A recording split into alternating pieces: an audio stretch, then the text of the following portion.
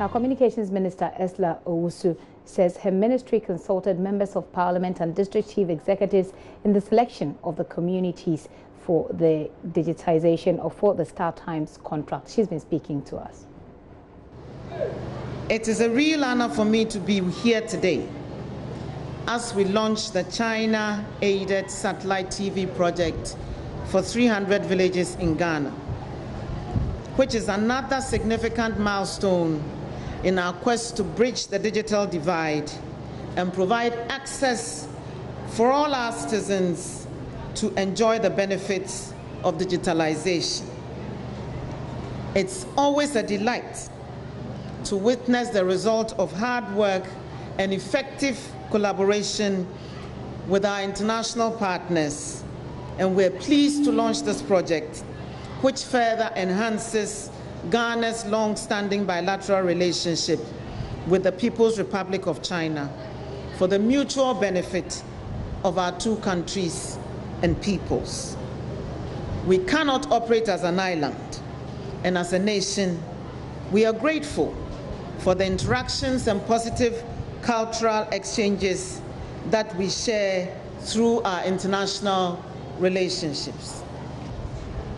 The emergence of the Information and Knowledge Society and its power to gather, process, store, retrieve, and transmit knowledge and information creates a range of opportunities to accelerate the development of the entire country, including our rural, unserved, and underserved communities. Satellite TV is one such technology which provides educative, informative, and entertainment channels and programming for the beneficiary communities.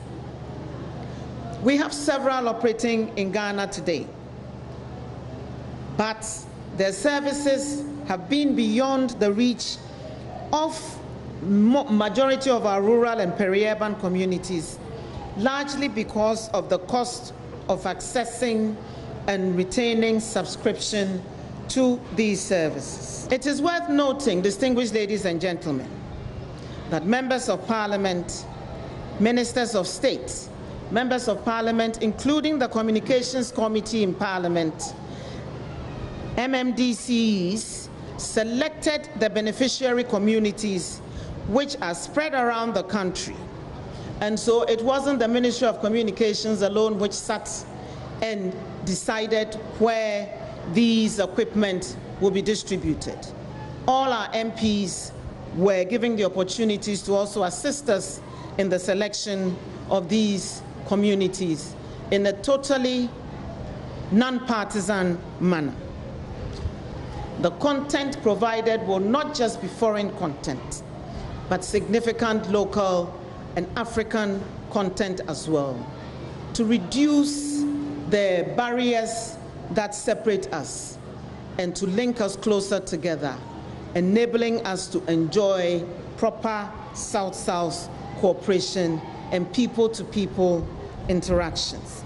I'll take this opportunity to encourage all other digital satellite TV producers, providers working in this country to also focus on the rural communities around our country and enhance their corporate social responsibility by providing access to the devices and the content which will enable our rural folk to also enjoy what we have taken for granted in the urban communities. Esla Owusu Ekufo, the Communications Minister, speaking at the launch of the distribution of satellite TV by Chinese firm Star Times. Meanwhile, Chief Operations Officer of Star Times Ghana, Felix Ahunzo, says the project is part of China's bid to deepen ties between the two countries. Mr. Ahunzo noted that about 20 channels on the Star Times decoder will air African content predominantly, with Ghana's Adepa TV fully operating. The launch of access to satellite TV for 10,000 African villages project by the Chinese government offers an opportunity for China and Ghana to chart a path as we seek to deepen our relationship. It also accords us an invaluable opportunity in ensuring that the African continent and media development progresses to the next level in digital television broadcasting.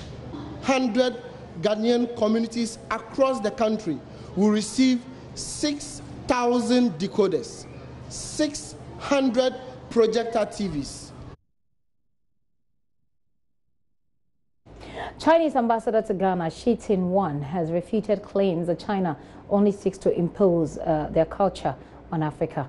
According to him, China respects, loves, and supports the continent. It means that our cooperation will enter into a new period. This is a complete successful visit which will set up guidelines for the development of bilateral relations in a new era. The Beijing Summit of FOCAC is a great event of China-Ghana and China-Africa cooperation. President Xi Jinping pointed out in his speech of the opening ceremony that China values sincerity, friendship, and equality in pursuing cooperation with African countries. We respect China, we respect Africa, China respect Africa, China love Africa, China support Africa. We follow a 5-no approach in our relations with Africa.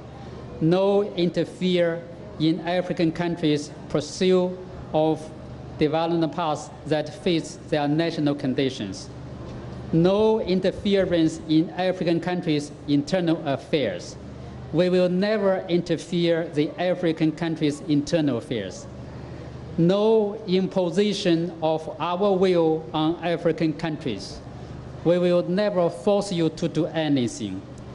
No attachment of political strings to assistance to Africa, and no seeking selfish political gains in investment and financing cooperation with Africa. This is the 5-no principles that we followed when we have relations with African countries. Chinese ambassador to Ghana. On the flip side of that story, Vice President of policy think tank Imani Africa, Kofi Bento, is urging the Ghana Independent Broadcasters Association, GIBA, to take legal action against government if it feels the tax waiver granted Chinese TV operator StarTimes will affect their businesses. GIBA has over the past 2 weeks publicly raised red flags over an agreement between the government and StarTimes for Ghana's digital terrestrial platform to be expanded to accommodate more channels. They are also unhappy about a tax waiver granted the company to enable them import and distribute their satellite. Mr. Bento believes a legal action may be the best solution to the impasse. I think that GIBA should get this act together and go to the table with a clear end-to-end alternative to what the ministry is proposing. That is what I mean is that there should be a plan that says that you can deliver what the country needs without StarTimes. So that's point number one. Arguing a lot without a solution will be a problem. Point number two, the Constitution actually gives you a right to fair economic opportunity, which includes fair competition. If the government takes any step which in effect puts you at a competitive risk or gives somebody an unfair competitive advantage, you can go to court and have it stopped. So here, my second advice is this.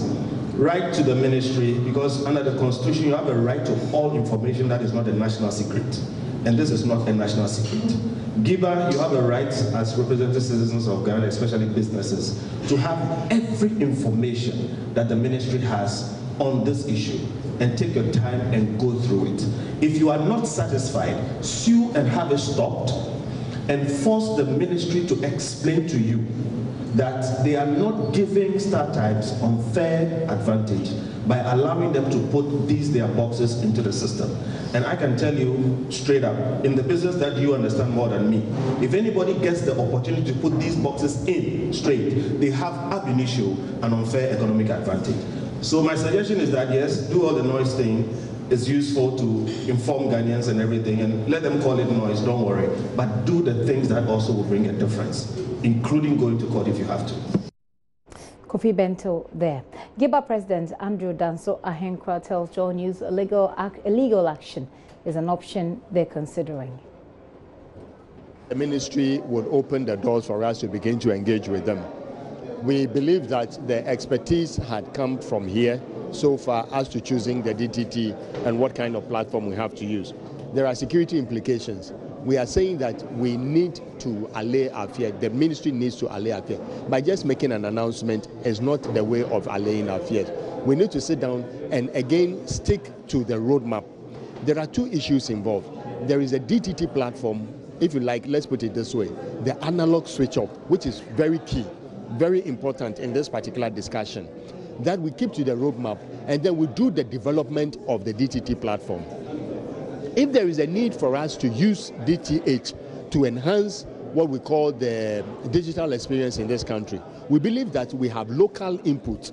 We are able to use the local component, the local technical team to do the enhancement. We would prefer that they use the local component than to bring in the foreign component. If it emerges that the ministry has already signed a deal with StarTimes, like we have been told, am I to understand that you'll be urging them to work out of it if it's possible?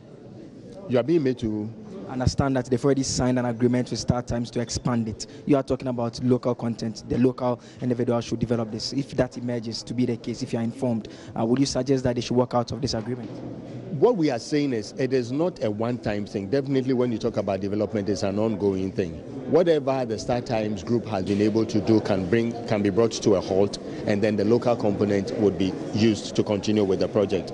We are hoping that we'll be able to arrive at some particular kind of a decision to be able to go forward with our discussions. Finally, you are being advised that to consider the option of legal action if you feel that unfair advantage is being created. Is it something that's on the table? It has always been considered. It will not be for the first time that we are going into a legal tussle, probably with any ministry or any decision that has been taken which is wrong. We've been in court with the National Media Commission, we've been in court with the NCA. If this is the time for us to go to court with the Ministry of Communication, we can consider that as well.